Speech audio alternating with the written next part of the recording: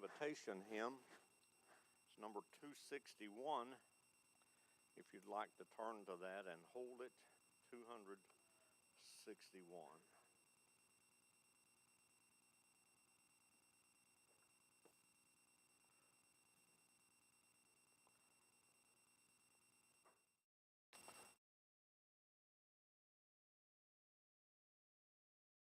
Well, this being Mother's Day, I thought I would talk about mothers. I want to read a couple of things to you to start with. This is entitled "What is a Mother" by Fred Cruz. Somewhere between the youthful energy of a teenager and the golden years of a woman's life, there lives a marvelous and loving person known as mother. A mother is a curious mixture of patience, kindness, understanding, discipline, industriousness, purity, and love. A mother can be at one and the same time both lovelorn counselor to a heartsick daughter and head football coach to an athletic son. A mother can sew the tiniest stitch in the material for that dainty prom dress, and she is equally experienced in threading through the heaviest traffic with a large car. A mother is the only creature on earth who can cry when she's happy, laugh when she's heartbroken, and work when she's feeling ill. A mother is as gentle as a lamb and as strong as a giant. Only a mother can appear so weak and helpless and yet be the same one who puts the fruit jar cover on so tightly even Dad can't get it off. A mother is a picture of helplessness when Dad is near and a marvel of resourcefulness when she's all alone. A mother has the angelic voice of a member in the celestial choir as she sings Brahms' lullaby to a babe held tight in her arms, yet this same voice can dwarf the sound of an amplifier when she calls her boys in for supper. A mother has the fascinating ability to be almost everywhere at once, and she alone can somehow squeeze an enormous amount of living into an average day. A mother is old-fashioned to her teenager, just mom to her third grader, and simply mama to little 2-year-old sister. But there's no greater thrill in life than to point to that wonderful woman and be able to say to all the world, "That's my mother."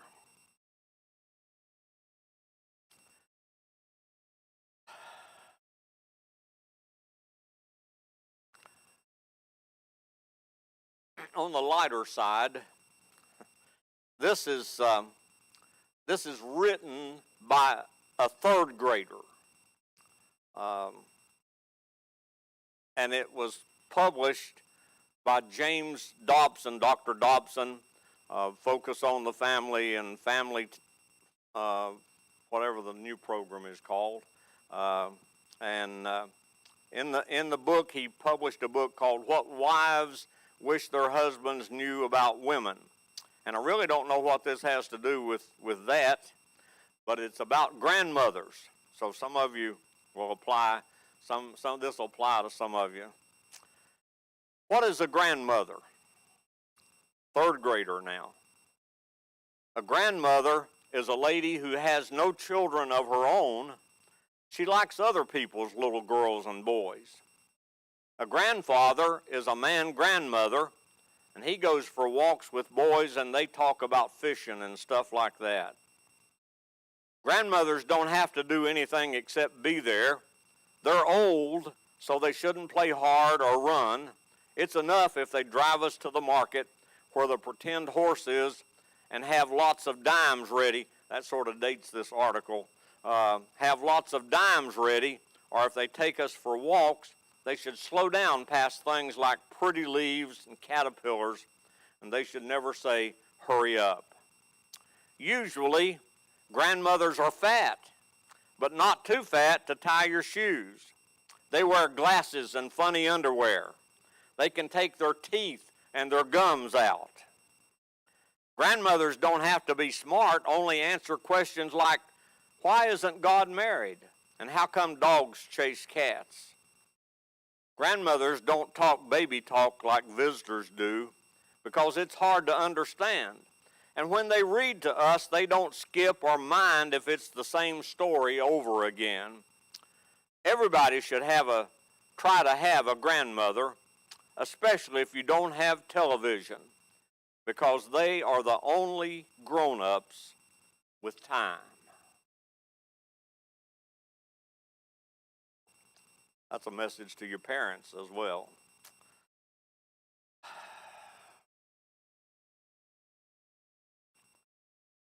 A little more serious. A good friend of mine who was raised by a godly pastor's wife tells me that when he was rocked to sleep at night by his mother, she didn't sing to him just little ditties and lullabies. She sang the hymns of the faith. When he was in the crib, he remembers her leaning over and singing to him, "A mighty fortress is our God. And can it be, or more love to thee, O Christ? My Jesus, I love thee. Come thou fount of every blessing." She sang the deep songs, and he says, I remember those hymns. In fact, he says, when I go into church, I had heard and learned most of the hymns, a contribution in that young man's life that he'll never, ever forget. That was from Chuck Swindoll.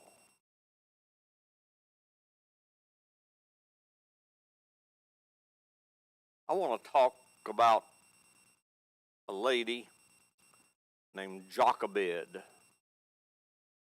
I wasn't going to tell you that right at the start, but I've already said it now, so it's out there. Just see if you remember.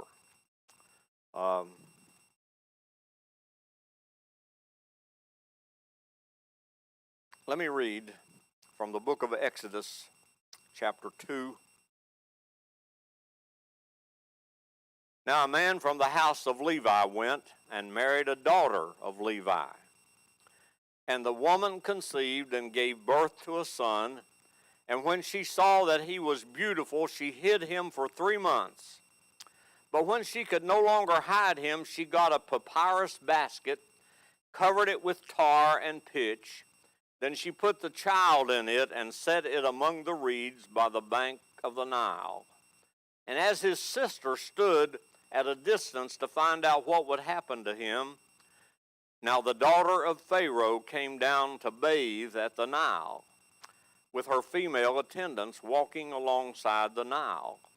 And she saw the basket among the reeds, and sent her slave woman, and she brought it to her. And when she opened it, she saw the child, and behold, the boy was crying. And she had pity on him, and said, "This is one of the Hebrews' children." Then his sister said to Pharaoh's daughter, "Shall I go and call a woman for you who is nursing from the Hebrew women, so that she may nurse this child for you?" And Pharaoh's daughter said to her, "Go ahead."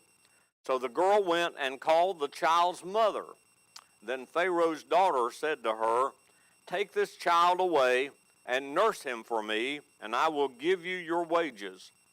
So the woman took the child and nursed him, and the child grew, and she brought him to Pharaoh's daughter, and he became her son, and she named him Moses, and said, "Because I drew him out of the water."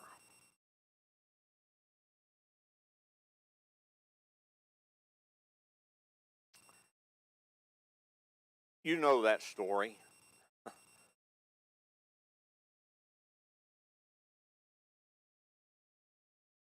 Moses was a protected baby. The children of Israel were enslaved in Egypt. and they were growing in number so fast that it scared Pharaoh. And so he had made an edict, a law, a decree that said every male child must be cast into the river, killing those boy babies.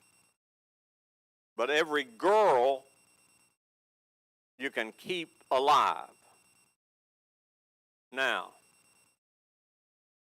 this couple, both descendants of Levi, had a baby. They already had a daughter, Miriam, but they had a baby, and it just surprises me that it says they saw that he was beautiful. Have you ever heard a mother say, "Man, that's an ugly baby"? I think every mother thinks her baby is beautiful. I've never met one that didn't. Maybe some that do. I don't know. But she saw that he was beautiful. Now,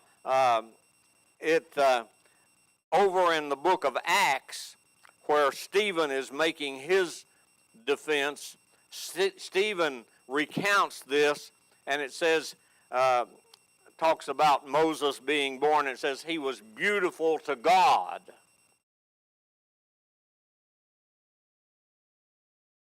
So I'm not sure that that's the same thing that Moses' mother saw in him or not. And I'll get to that in a minute. In the book of Hebrews, in the faith chapter, the 11th chapter, Moses is mentioned there, and it talks about him, and it says that his parents were not afraid of the king's edict.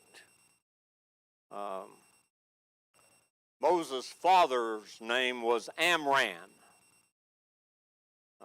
We don't name our children Amram anymore. His mother's name was Jochobed, and we don't use that name anymore either. But that's what it was. But here was a mother who thought her baby was beautiful. Now, I don't know. I think maybe that she saw something special in him, more than the average mother would see in her child. I don't know. Maybe Stephen had it right, and he was beautiful to God, and that sort of glowed in the face of Jochobed and Amram. Maybe she just knew that this child was special, and that she was willing. This is what I want to talk about. Here was a mother who was willing to go to whatever lengths necessary to protect her child. I think a lot of mothers are like that. We want to protect our children, but they were even willing to disobey the Pharaoh's edict to protect her child. And I like that in the book of Hebrews where it says they were not afraid of the edict of the king. Jochobed was a mother who was intelligent in her planning. Let me read verse 3 and 4. When she could no longer hide him, she got a papyrus basket, covered it with tar and pitch, She put the child in it and set it among the reeds by the bank of the Nile, and his sister stood at a distance to find out what would happen to him.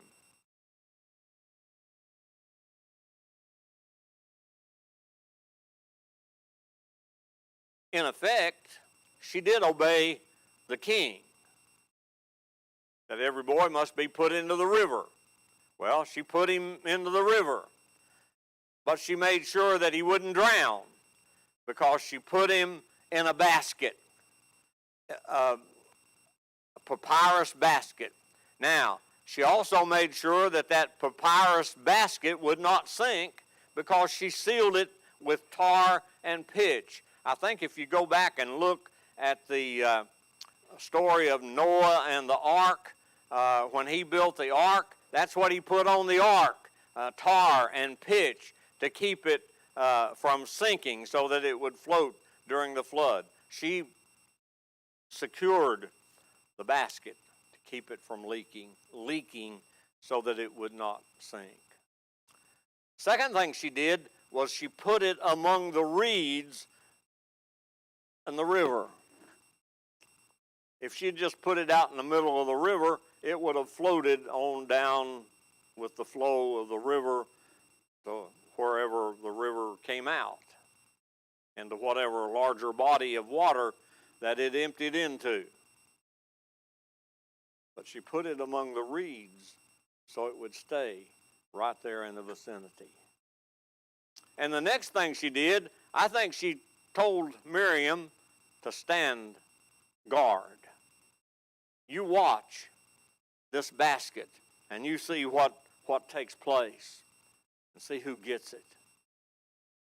I don't know if she had told her that to go offer her services, but Miriam was quick on her feet and quick in her mind when Pharaoh's daughter came down to bathe in the Nile. That's another thing. Maybe Jochobed knew the pattern of the princess and knew where she would be coming to bathe. Maybe she knew on a regular schedule, maybe she knew when the princess would be there. I don't know. But she had things sort of planned out for the protection of her child.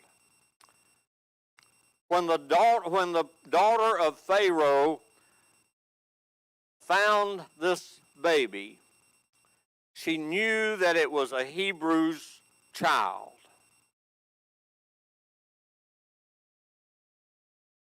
I would assume that she knew the edict that her father had declared toward the Hebrew children, and she knew that this was one of them, and maybe she was just aware of who that was. But Miriam, hiding somewhere along the bank, ran up to Pharaoh's daughter and said, "Would you like for me to go get a nursing mother from among the Hebrews to nurse this child for you?" "Good idea," the princess said. "Good idea. Go find somebody."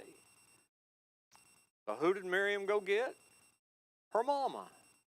She went and got Moses' mama and brought her to the princess. Now, Moses got to be raised to a certain age in his own home by his own mother until he was old enough for her to take him back to the princess. And in addition to getting raised in his own home by his own mother, the mother got paid for raising him. I believe God might have been in control of that situation.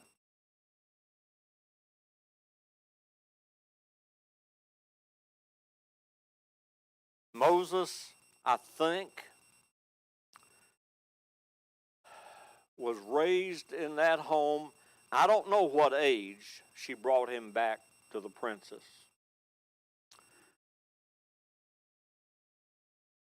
I know there's farther over in the Bible, there's the story of Samuel and Hannah, who dedicated Samuel to the Lord. And when he was weaned in a certain age, she brought Samuel to Eli, and he was raised in the temple. And pictures we've seen, he was more than just a toddler when Hannah brought him to Eli. I think Moses was probably a little bit more than a toddler when his mama brought him back to the princess. Because I think Moses knew who his mother and dad were. He certainly knew Miriam and Aaron were his brother and sister. Because when he was out in the wilderness and God called him in the burning bush, God said, I'm sending Aaron, and he can be your talking person. He can be your spokesman. And he didn't have to explain to Moses who Aaron was, because Aaron was his brother, and Moses knew that. So I think he learned that he was a Hebrew, and maybe learned that God had called the Hebrew people to be his descendants and his people. And then he was taken to the princess and raised in the home of Pharaoh himself. And he learned all the protocol of the Egyptian kingdom. And when God said, Moses, I want you to go back and tell Pharaoh to let my people go, Moses knew the ins and outs of going into the temple and talking to Pharaoh.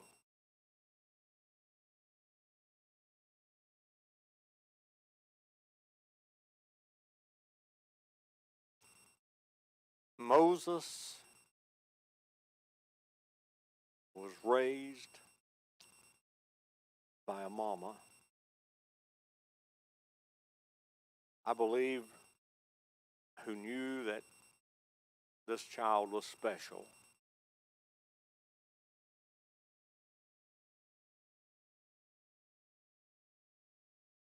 And she used her own intelligence to preserve his life.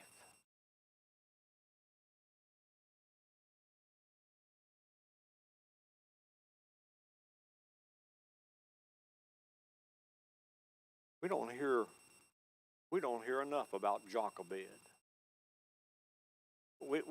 In this passage where Moses is born and all of this is taking place, we're not even told her name.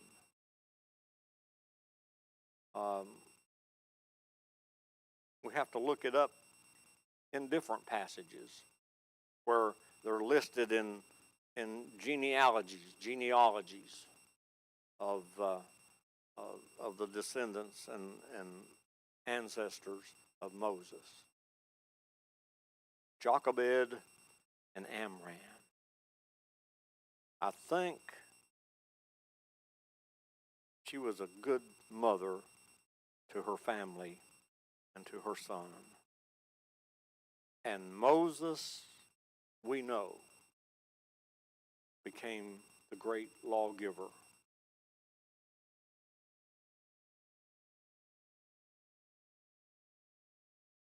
You know, if you go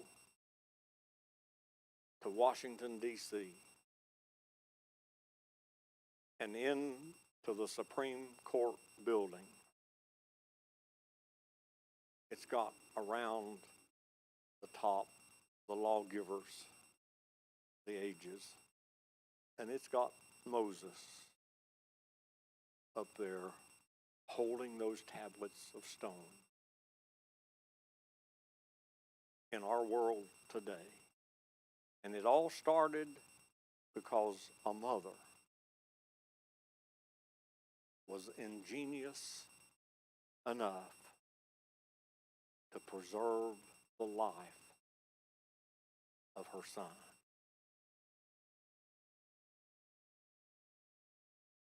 Mother's Day.